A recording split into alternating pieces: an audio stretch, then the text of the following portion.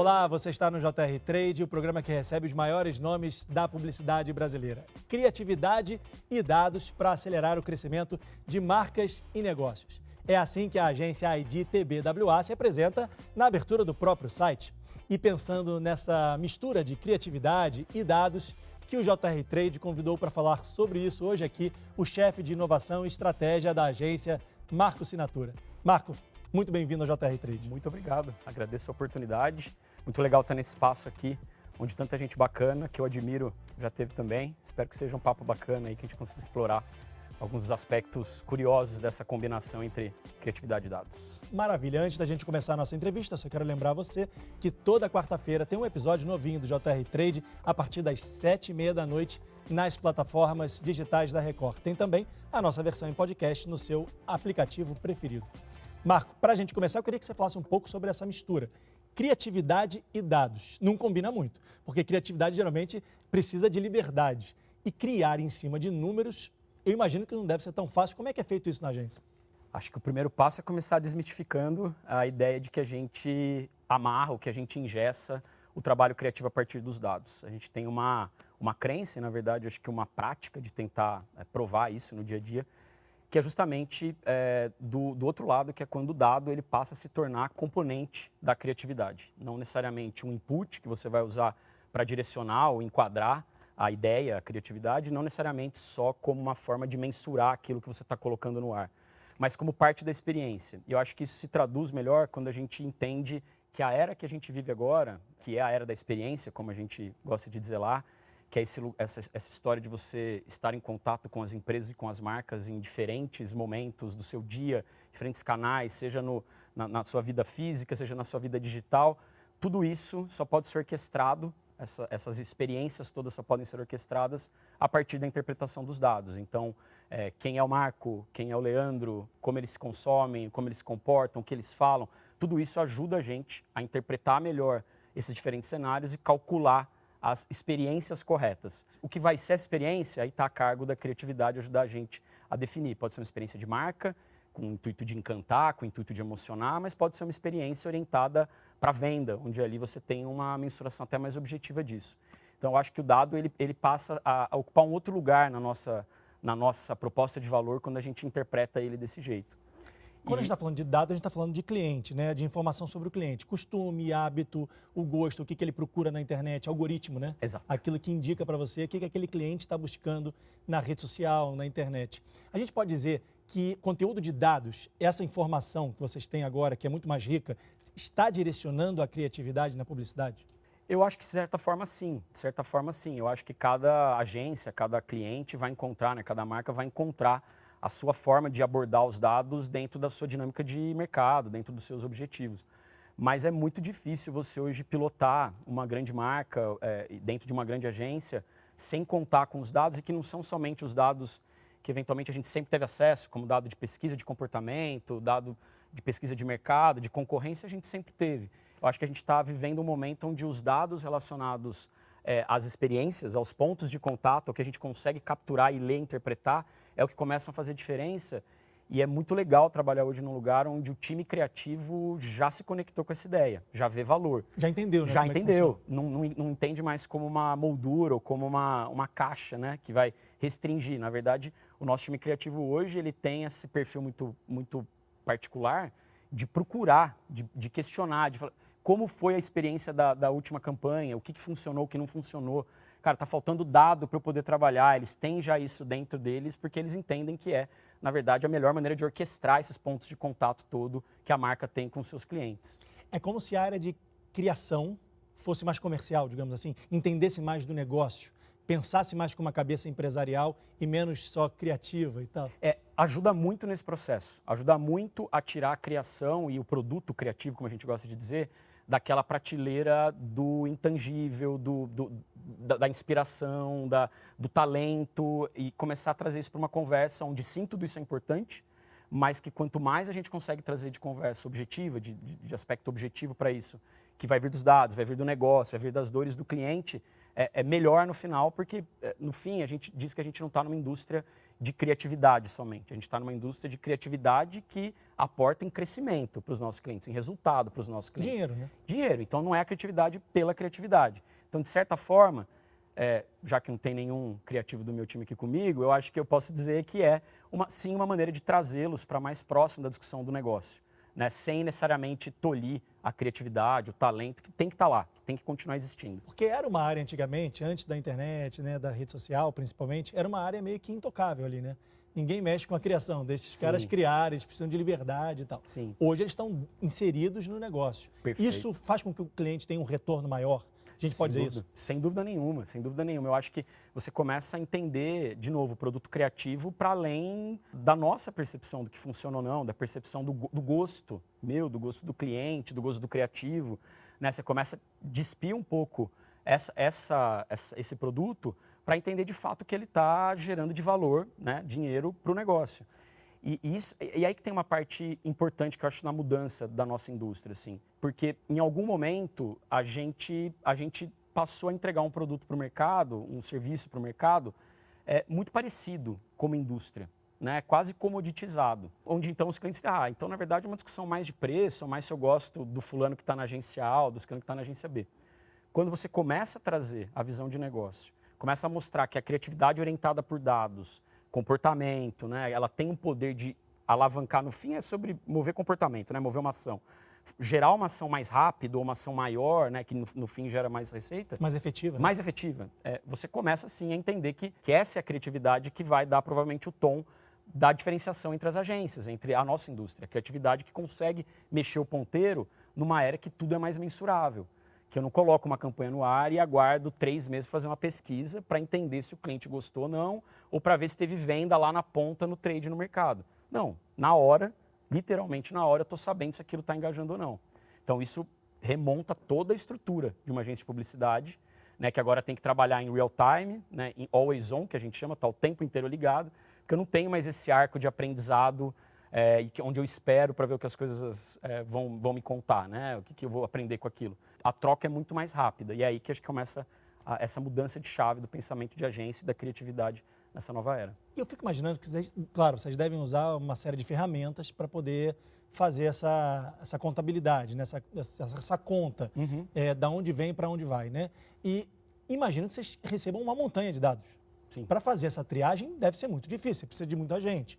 Como é que a inteligência artificial vai atuar nisso? Vocês acreditam que a inteligência artificial vai ajudar nessa triagem, ajudar a coletar esses dados? Ou a inteligência pode atrapalhar a inteligência, a inteligência artificial? Não, vai ajudar demais, vai ajudar demais. Eu acho que um grande desafio que a gente tem quando um cliente novo chega na casa, ou quando um projeto de mais longo prazo chega, é de fazer esse mapeamento, esse primeiro mapeamento das fontes de dados disponíveis que a gente tem para poder mexer com as alavancas de negócio que a gente diz, né? Então, é um canal que eu posso eventualmente melhorar a performance dele, que vai me entregar mais resultado lá na frente, ou na verdade é uma questão de mensagem que eu tenho que adequar para o cliente entender melhor a proposta de valor do meu produto, ou no fim, sei lá, preciso fazer com que as redes sociais gerem mais engajamento, encantamento.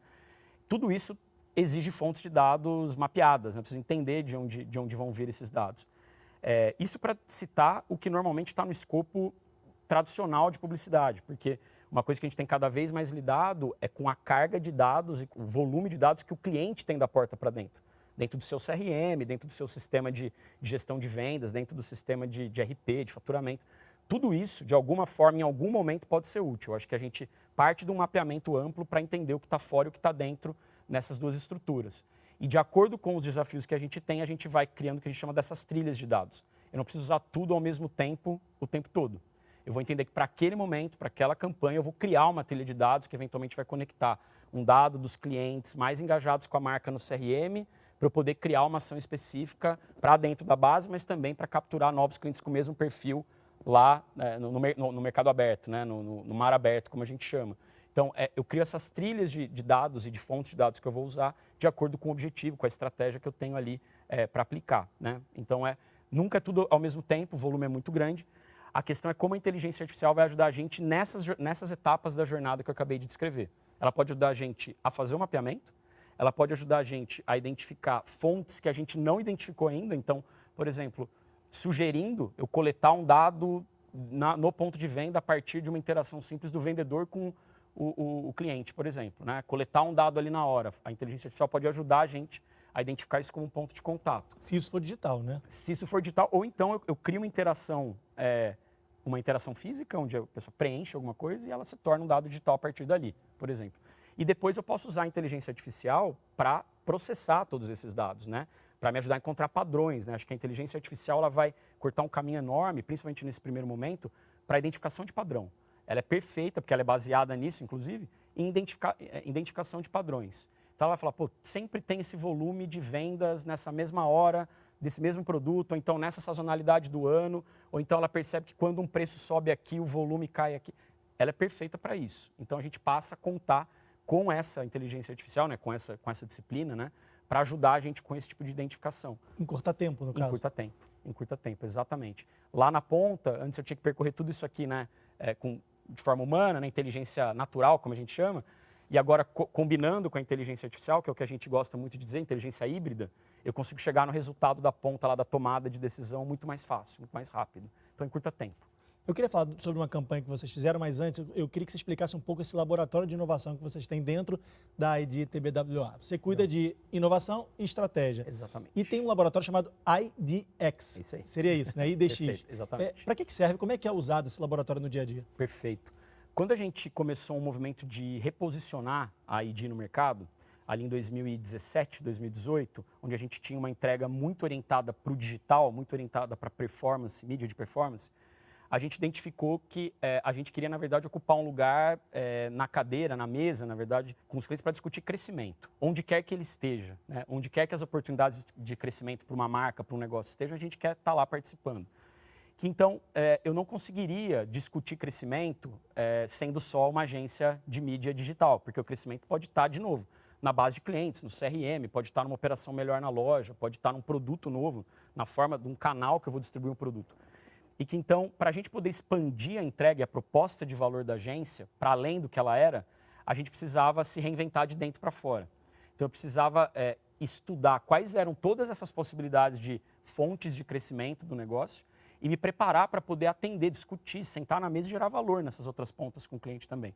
Então o laboratório surgiu em 2019, primeiro com o intuito de ajudar a gente a rever a nossa própria oferta de serviços. Era a inovação da porta para dentro, que a gente chama, era inovação orientada para dentro, né? Buscando justamente criar novos processos, novos métodos, novos produtos, eventualmente, para se conectar com essas outras frentes de crescimento disponíveis no negócio dos clientes.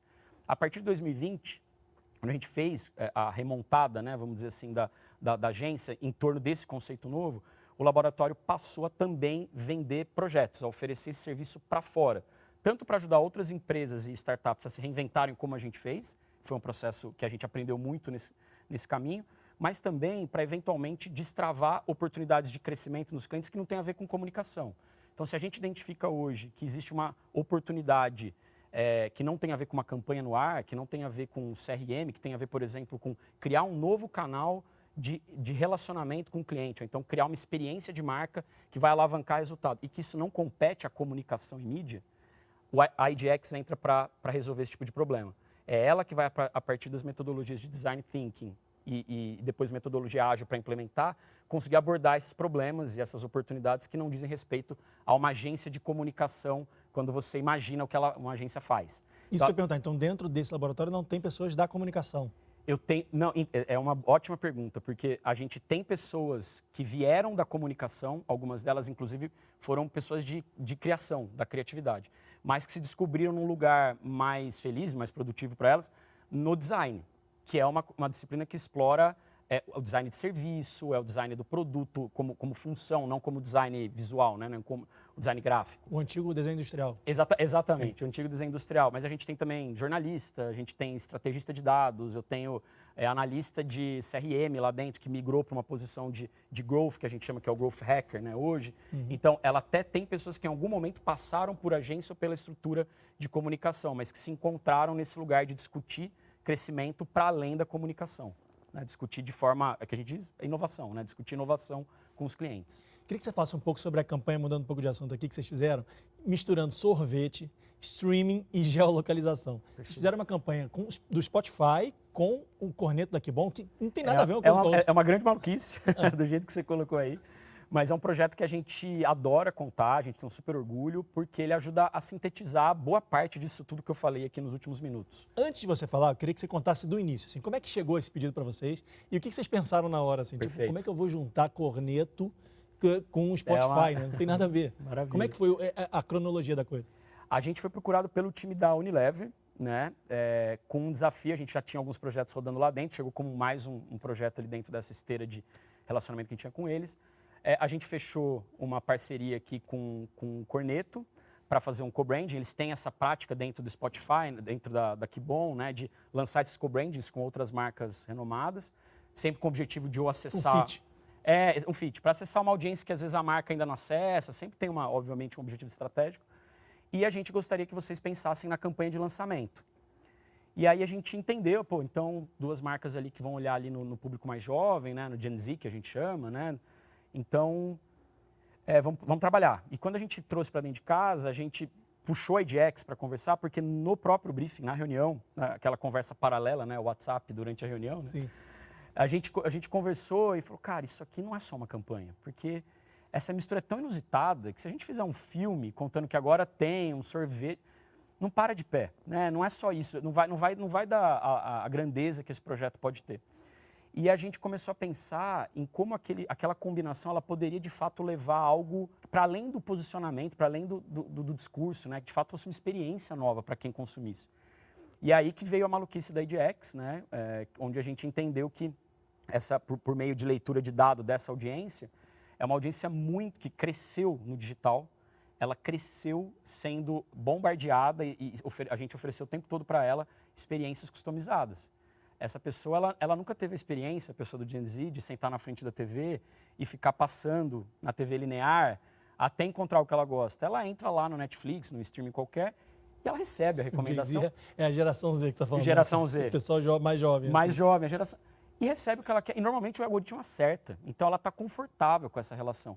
Então a gente pensou, mas aí, o que esse sorvete, ela não pediu por esse sorvete, que coisa estranha. A gente pensou então em usar o Spotify, onde a gente tinha uma série de dados dos próprios clientes que iam consumir o sorvete, como base para gerar uma experiência customizada para cada cliente. Então, que comprasse sorvete. Então, a experiência, a jornada era basicamente a seguinte. A pessoa que comprava um corneto Spotify, ela tinha um QR Code ali na tampa do sorvete, ela escaneava aquele QR Code, e quando ela escaneava, a gente fazia uma brincadeira que era a seguinte, a gente conectava com a conta dela, ela dava um aceite lá, ela conectava com a conta dela do Spotify, a gente lia o gosto dela, e a gente cruzava o gosto dela com o gosto de outras pessoas que estavam na mesma região que ela. E a partir desse cruzamento, a gente falava assim, você está num bairro que não tem nada a ver com você. Você está aqui num bairro onde as pessoas escutam mais sertanejo, mais hip hop. Vocês mandavam essa mensagem para ela? Era uma experiência de quiz dentro dessa aplicação. E ela falava assim, e aí a gente mandava uma recomendação de playlist do bairro. Falou assim, nesse bairro, isso é o que mais bomba. E aí mandava ali a sugestão de playlist daquele bairro. Conseguiam fazer um levantamento para saber quais eram as músicas que as pessoas que moram ou que convivem naquele bairro ouvem no Spotify. Esse é o ponto-chave da experiência toda.